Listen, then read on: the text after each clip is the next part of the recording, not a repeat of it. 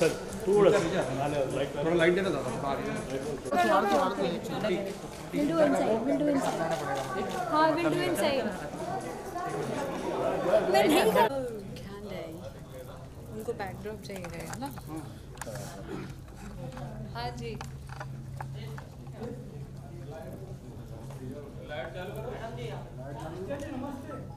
नमस्ते कैसा है तू?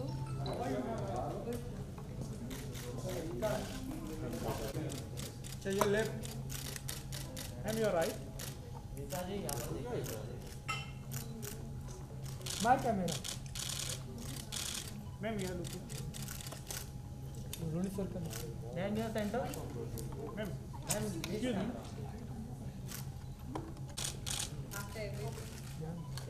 आ जाओ जी में आ जाओ। यस सर प्लीज मेरे साथ है मेरे साथ थोड़ा तू क्या क्यों जा रही है? हाँ नहीं चलेगा बाद में centre sir centre both of you sir यार लेफ्ट में ये टेबल को ऐसे हुआ उस तरफ परफेक्ट है यहाँ क्या लिखा है? अच्छा ऐसे कैंडी चलिए हो गया।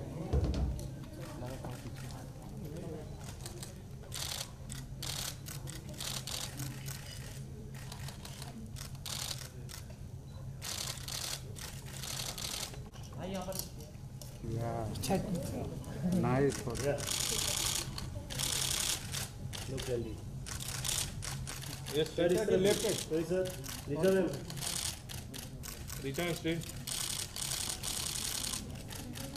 Richa ji left Soni sir left Richa centre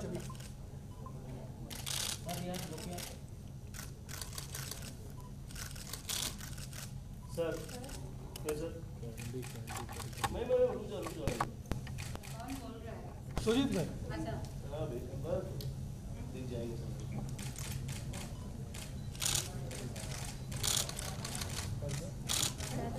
या सर आपका सिंगल टेबल करना 2 मिनट हाँ हाँ टेबल कर दो आने बोला तो छोड़वा रहा है। अभी नहीं ग्रीन टी है ना ग्रीन टी टेबल निकालो पीछे का नहीं थोड़ा पीछे ना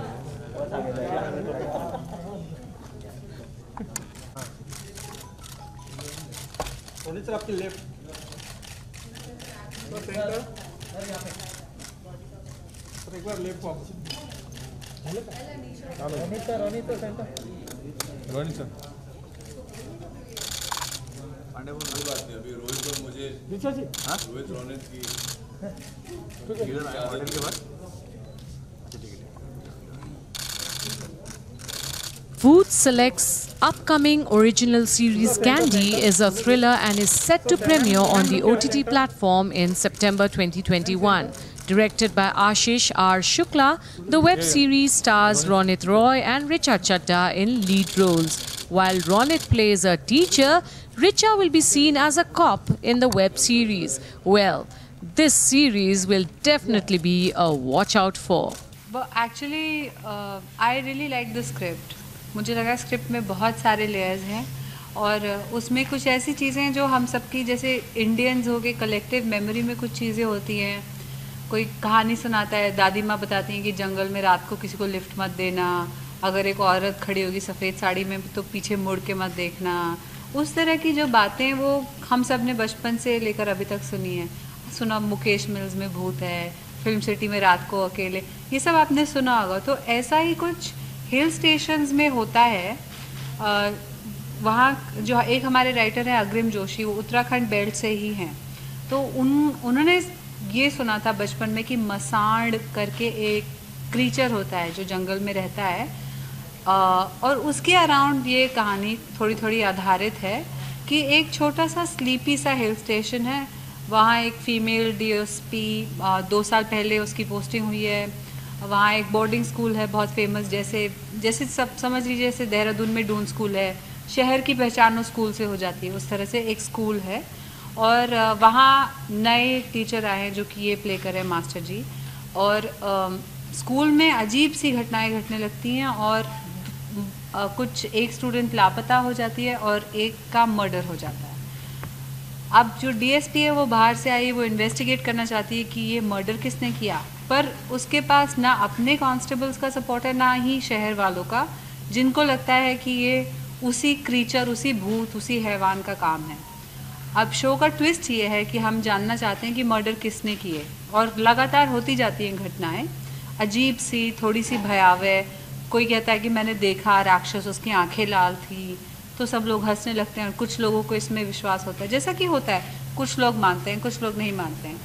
the crux of the show is that only कि ये किसी भूत का काम है या किसी इंसान का काम है जो कि बहुत मास्टरमाइंड है, और उसमें एक ड्रग रैकेट का एक जो पृष्ठभूमि है वो वैसी है कि बच्चों को जो टॉफ़ीज़ दी जाती है उसमें कुछ मिलावट करके मिल रही है, जिसमें इनका बहुत कंसर्न है, क्योंकि वो जी जो वही पढ़ाते हैं। सर हाँ, आप क्या कहें? किस बारे में? जैसे मैंने कहा कि बहुत इंपॉर्टेंट होता है, कोई भी आप प्रोजेक्ट चुनते हैं, बड़े चुनिंदा प्रोजेक्ट। जी, अच्छा हाँ, what special about candy? Sorry, मैं इनकी बातों पे ध्यान दे रहा था, आपका प्रश्न भूल गया। सो एक ही जब OTT आरंभ हुआ इंडिया में, तो it was already present all over the world. Netflix, Amazon ये आ चुके थे यहाँ, और जब मैं उनके शोज़ देखता था तो उनके शोज़ और हमारे शोज़ में एक छोटा सा एक फ़र्क मैंने पाया कि हमारे शोज़ में एक हीरो, हीरोइन और एक विलन ऐसी, और बाकी खूब सारे हेंचमैन होते थे। फिर हमने प्रोग्रेस किया, वी स्टार्टेड सीइंग, मैंने एक शो किया था हॉस्टेजेस, जो एंसेम्बल शो था, दिल्ली क्राइम, मिर्ज़ापुर, ऐसे शोज़ आने लगे। फिर भी मुझे कुछ ऐसा लगा कि कुछ कोई एक चीज़ मिसिंग है। तो जब मैंने कैंडी की स्क्रिप्ट पढ़ी तो तब वो अंदर से एक आवाज़ आती ना, हाँ दैट्स द वन। कैंडी एक ऐसा शो है जहाँ कोई हीरो नहीं है, कोई हीरोइन नहीं है, कोई विलन नहीं है, जितने कैरेक्टर हैं, it's an ensemble show. I am proud to be headlining this show with Richa, but all the characters, जितने किरदार हैं, जितने पात्र हैं इस शो में, सबके अंदर एक हीरो भी है, एक विलन भी है, जैसा कि हम सब में है। There is a good side, there is a bad side, there is a inner struggle कि हम वो गुड साइड को लेकर अपने ही बैड साइड से लड़ते रहते हैं, और उस पर कंट्रोल पाने की, उस पर काबू पाने की, कभी कभी वो बैड साइड गुड साइड पर हावी हो जाता है। तो हर पात्र जो हमारी कहानी का है वो इसी तरह का है, उसकी लाइफ में भी डीमंस हैं, वो अपनी एक इनर स्ट्रगल के साथ जी रहा है, और बाहर की जो स्ट्रगल है, बाहर रुद्रकुंड की जो स्ट्रगल है, he is struggling, every character is struggling, him और her is struggling with the demon of Rudrakund, which is currently also has many shades.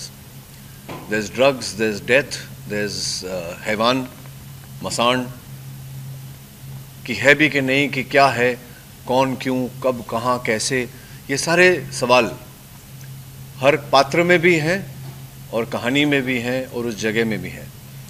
तो इतनी वोवन, बहुत ही इंट्रिकेटली वोवन स्टोरी है। That is primarily what excited me to the script, what attracted me to the script, sorry. बहुत ही unique project है ये, तो आपको, आप दोनों को क्या कुछ सीखने को मिला है इससे? क्या कुछ अलग सीखने को मिला? सीखने को क्या मिला? मतलब बहुत सारी चीज़ें सीखने को मिली। किस डिपार्टमेंट में? What is the most challenging part while working on this project? Challenging part तो यही था कि बहुत सर्दी थी, और बिना ठिठुरे अपनी लाइंस बोलना बहुत चैलेंजिंग होता है। इन्होंने बहुत थिक बर्फ़ में शूट किया, जो आपने ट्रेलर में शॉट देखा होगा। हम सब की शूटिंग के दौरान कभी होठ नीले हो जाते थे, कभी नाखून नीले हो जाते थे, तो it was very challenging. The physical conditions of the shoot were very challenging. हम बहुत सुंदर बेल्ट में शूट कर रहे थे, पर इसका मतलब ये भी था कभी कभी हमारे सेट पे तेंदुए आते थे जैसे कि फिल्म सिटी में आते हैं। और बेसिकली बहुत ठंड, बहुत कोहरा, फिज़िकल चैलेंजेस तो ये थे। और वाइल वर्किंग जो चैलेंजेस थे वो ये थे कि बहुत सारे लेयर्स हैं स्क्रिप्ट में। आप ऊपरी तरफ पे इसको देखेंगे तो लगेगा कि मर्डर मिस्ट्री है, ध्यान से देखेंगे तो लगेगा कि क्या ये फादर फिगर्स को एक्सप्लोर कर रही है स्टोरी, या ये पेरेंटिंग को एक्सप्लोर कर रही है। उस तरह की चीज़ें जिनसे हम सबका वास्ता पड़ता है लाइफ में, in our families, in our homes. कहीं ऐसी दुविधा कि जैसे मैं अपने कैरेक्टर की बात करूं तो वो डीएसपी है, वो फीमेल है। ज़रूरी नहीं उसके थाने का हर आदमी जो कांस्टेबल हो या उससे बिलो रैंक में हो वो उसकी बात माने आराम से, तो उसको कभी कभी चिल्लाना पड़ता है। ज़रूरी नहीं है कि उसके गांव वाले उसको सपोर्ट करें, क्योंकि उनको लगता है भूत का काम है, मर्डर कैसे इन्वेस्टिगेट करेगी ये लड़की।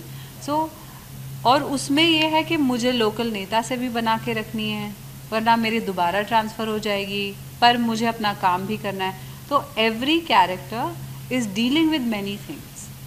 तो वो एक इमोशनली चैलेंजिंग बस ये था कि जब भी हम एक शॉट दें वो 1 मिनट का शॉट होता है, पर पूरी स्क्रिप्ट के लिए वो बहुत डिफाइनिंग मिनट हो सकता है। तो वो सब याद करके करना, क्योंकि आपको पता है सीरीज़ में हम सीक्वेंशली शूट नहीं करते। एपिसोड 1 करते हैं, फिर एपिसोड 8 का कुछ कर लेते हैं, फिर एपिसोड 6। तो हमें पूरा ग्राफ याद करना पड़ता है, अपना ही नहीं, इनका भी, दूसरे को एक्टर का। तो दैट इज़ क्वाइट चैलेंजिंग। तो मेरा जो संघर्ष है that started from day one, I think, because I saw a lot of potential in the script and in my character. तो मैंने जब अपना पात्र पढ़ा तो मैंने जो लेखक हैं हमारे शो के, मैंने उनसे कहा कि वो कहीं ना कहीं अपने ही पाँव पर कुल्हाड़ी मारने वाली बात कर ली मैंने थोड़ा और इसको डार्क हमें बनाना चाहिए। कुछ जो ट्रेट्स थे कैरेक्टर के वो ऐसे ट्रेट्स थे जो मैं पहले कर चुका हूँ और वो फिट नहीं हो रहे थे मेरे अनुसार। कुछ ऐसे ट्रेट्स थे जो थे नहीं उस समय कैरेक्टर में। तो हमें लगे कुछ 15-20 दिन लगे, हम लोग बैठे रोज़ सोचा कि क्या कहाँ ले जाया जाए इस कैरेक्टर को। और फिर हमने कुछ निकाला कैरेक्टर में से और कुछ डाला, तो बहुत ही कैरेक्टर जाकर के बहुत ही कॉम्प्लेक्स हो गया। जैसा कि मैंने कहा कि हर कैरेक्टर की इस शो में हर कैरेक्टर की एक अंदरूनी स्ट्रगल है, पर ख़ास करके जयंत पारेख जो मेरे कैरेक्टर का नाम है,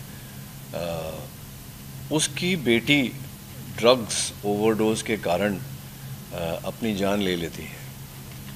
उसकी पत्नी इसको सहन ही नहीं कर पाई है। दोनों, जयंत और उसकी पत्नी, both are suffering from post trauma because of that incident. और पीटीएसडी जो है वो बहुत ही एक mental illness, PTSD, it's a very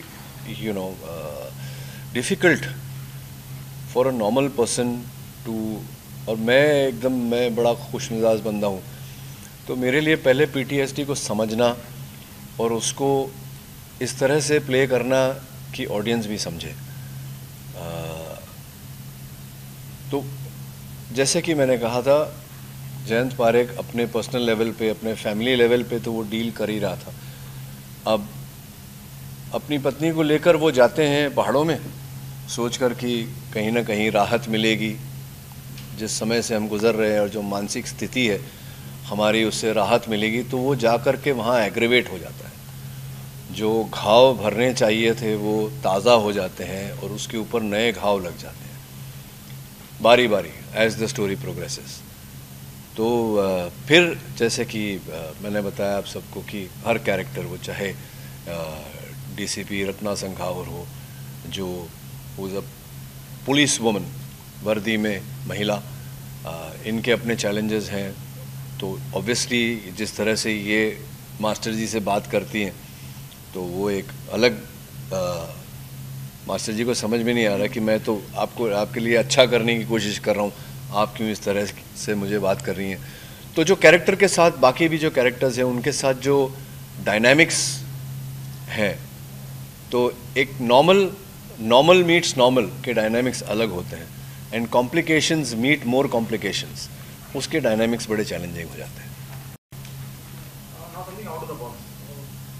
सब कुछ खुल रहा है, हम normal out of the box, हमारा शो ही आउट ऑफ द बॉक्स है। Yes, no doubt about it sir, even the trailer is so impressive. Thank you. हम नॉर्मल की तरफ लौट रहे हैं और आप दोनों एक दिग्गज इंडस्ट्री दिग्गज आर्टिस्ट हैं, आपको लगता है कि अब महाराष्ट्र में भी कहीं सिनेमा खुलना चाहिए, आपका प्रोसेस चालू होना चाहिए, जिस तरह से बाकी हिंदुस्तान में बाकी जगहों पे सिनेमा खुल रहा है और सिनेमा में देखने का आता ही मजा होता है। सही कह रहे हैं आप, सही कह रहे हैं। ये महामारी से सभी लोग पीड़ित हुए, कोई ज़्यादा हद तक, कोई कम, but somewhere we have to take it in a stride, we have to come back to if not normal, near normal भी नहीं तो कहीं ना कहीं इसे साथ में ले करके किस तरह से, हर पेंडेमिक में ऐसा होता है, तो जब से पेनिसिलिन बना तब से पेंडेमिक आ ही रहे हैं, and people have learn to live with it, और मुझे पूरा विश्वास है कि हम भी ऐसा करेंगे। और मुझे भी ऐसा लगता है कि आपकी बात बिल्कुल सही है, थिएटर्स खुलने चाहिए, लेकिन थिएटर्स महाराष्ट्र में नहीं खुल रहे हैं, इसका कारण क्या है? हम सब जानते हैं that Maharashtra is the most afflicted state, corona की बात की जाए तो, maximum number of cases and the fastest spreading has happened in Maharashtra. हो सकता है इसको मद्देनज़र रखते हुए प्रशासन कुछ स्टेप्स ले रहा है, हो सकता है वो इस समय जिस हम बात कर रहे हैं और वो सोच भी रहे हैं खोलने का। So this is something that the people in the good offices, you know, administrative offices, political offices, medical offices, मुझे लगता है ये जॉइंट डिसीजन उनका होगा। और अगर उन्होंने सोचा है कि हिंदुस्तान के अन्य शहरों में जब खुल गए हैं हम ना खोलें, तो उसकी वजह कोई होगी, ठोस वजह होगी, जिसकी जानकारी हमें एज कॉमन सिटीजन्स नहीं है, but I think by and by we'll get there. क्या हाँ, इम्पोर्टेंट, देखिए हम इकोनॉमिकली जब हम बात करते हैं, फाइनेंशियली हम बात करते हैं, तो बहुत अहम मायने रखता है महाराष्ट्र के थिएटर खुलना। जी। देखिए, फिल्म इंडस्ट्री के लिए सबसे ज़रूरी है महाराष्ट्र की कलेक्शन, हिंदी फिल्म इंडस्ट्री के लिए मैं मानती हूँ, पर मैं ये भी जानती हूँ कि जब सेकेंड वेव की पीक थी तो आपको ट्विटर, इंस्टाग्राम पे जो मैसेजेस आ रहे थे ऑक्सीजन की कमी, बेड्स की कमी, उनमें से शायद ही कुछ मुंबई, महाराष्ट्र से आए हों, ठीक है।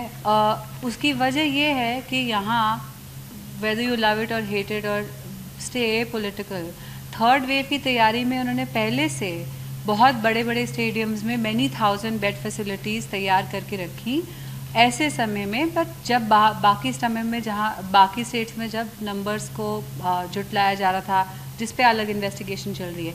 Even today as we speak, Kerala जहाँ बहुत अच्छा रहा था सेकेंड वेव का कंट्रोल, वहाँ केसेस फिर से बढ़ गए हैं। यूपी में जैसा कि आप जानते हैं सस्पेक्टेड डेल्टा वेरिएंट से बहुत सारे बच्चों की मौत हो रही है, पर वो हमारे बड़े न्यूज़पेपर्स में शायद नहीं आती क्योंकि वो गरीब बच्चे हैं, पर बच्चे तो हिंदुस्तान के ही हैं। यूपी से महाराष्ट्र आने के लिए आपको वीज़ा नहीं लगता, अलग पासपोर्ट नहीं लगता, तो जाहिर सी बात है जब लोग इसी देश में ट्रैवल करेंगे तो केसेस बढ़ेंगे। इसलिए ये सोच के अगर उन्होंने क्लोज स्पेसेस में कुछ बंद करके रखा है तो मैं समझ सकती हूँ उनकी वजह, उनकी मजबूरी, उनको भी मज़ा नहीं आ रहा होगा, they must be bleeding financially. फिल्में चलती हैं तो पूरा एक इकोसिस्टम, एक पूरी इकोनॉमी चलती है, पर क्रिएटिवली सोचना चाहिए। मुझे लगता है कि अहमदाबाद में एक ड्राइव इन थिएटर है, दिल्ली में एक ओपन एयर थिएटर हुआ करता था फलकनुमा, वहाँ बहुत खूबसूरत फिल्में चलती थी, बहुत बड़ा सा एम्फी थिएटर था। इस तरह की अगर कुछ पहल हो सके, क्योंकि ऐसा लग रहा है कि COVID is here to stay, तो इस हमें creatively we'll have to find a solution कि इकोनॉमिकली भी हम पे इम्पैक्ट ना हो, पर हमारे लोग भी नहीं मरे, क्योंकि दोस्त जान है तो जहान है, मुर्दा लोग फिल्में नहीं देखते ना। अरे नो यार, एक क्वेश्चन तो पूछो यार, ये गलत बात है यार। Mind blowing. किससे क्या सीखा? मैंने इनसे सीखी इंटेंसिटी, ये काफ़ी रहते तो हैं आप सेट पे तो actor of your calibre saying things like that, it's nice. मैं तो Thank हंसते you, man. खेलते Thank कर you, लेती thank हूँ, you. मतलब बहुत I learn lot, good experience. पर बाकी आप लोग भी Thank ध्यान you. रखिए, बहुत भीड़ वाली जगहों में जाते हैं